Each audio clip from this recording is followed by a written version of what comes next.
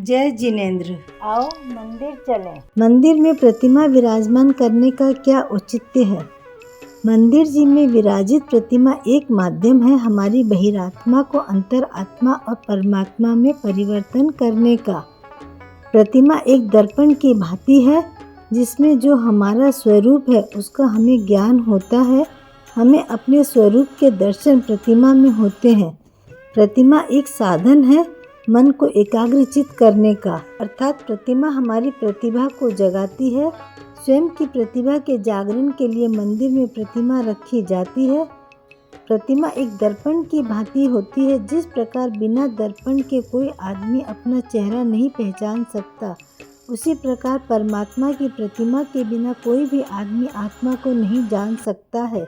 अतः शरीर की पहचान का जो काम दर्पण करता है, आत्मा की पहचान का वही काम प्रतिमा करती है। इसलिए मंदिर में प्रतिमा रखी जाती है। अरहंत भगवान और सिद्ध भगवान की प्रतिमा में क्या अंतर है। अरहंत भगवान की प्रतिमा अष्ट प्रातिहार्य यक्ष यक्षिणी व चिन्ह सहित ही होती है। सामान्यतः केवली की प्रतिमा चिन्ह रहित होती है। सिद्ध भगवान की प्रतिमा अष्ट प्रतिहार्य यक्ष यक्षिणी व चिन्ह रहित आकारवान होती है। खोखले आकार में विराजमान सिद्धों की प्रतिमाएं आगम सम्मत नहीं है। आगम में निराकार प्रतिमा का उल्लेख नहीं है, क्योंकि निराकार प्रतिमा में सूर्य मंत्र, कन्यास व पंच कल्याणक के संस्कार नहीं हो सकते हैं और बिना संस्कार की प्रतिमा पूज्य नहीं होती। दर्शन क्या है। दर्शन का अर्थ देखना है, अर्थात जिनेंद्र की प्रतिमा को कुछ समय तक अपलक रूप से देखना दर्शन है। दर्शन का अर्थ खोजना भी होता है, अर्थात प्रतिमा में अपने आप को खोजना भी दर्शन है। दर्शन का अर्थ श्रद्धा भी है, अर्थात जिनेंद्र भगवान में सच्ची श्रद्धा रखना भी दर्शन है। दर्शन करते समय कौन सा स्तोत्र पढ़ना चाहिए। दर्शन करते समय दर्शन पाठ पढ़ना चाहिए।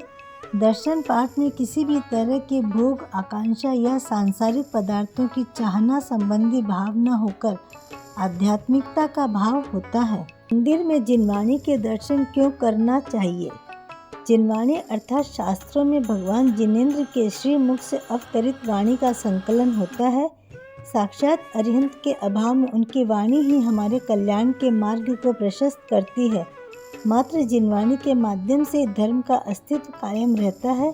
अतः ऐसी परोपकारी मंगलमयी जिनवाणी का दर्शन भक्तिपूर्वक भावपूर्वक करना चाहिए। जिनवाणी के दर्शन करते समय चावल किस प्रकार और क्यों चढ़ाना चाहिए। जिनवाणी के दर्शन करते समय चावल 4 जगह चढ़ाए जाते हैं, क्योंकि जिनवाणी 4 भागों में संकलित है। प्रथमानुयोग, चरणानुयोग, कर्णानुयोग और द्रव्यानुयोग। अतः चारों अनुयोगी को अलग अलग चावल चढ़ाए जाने चाहिए।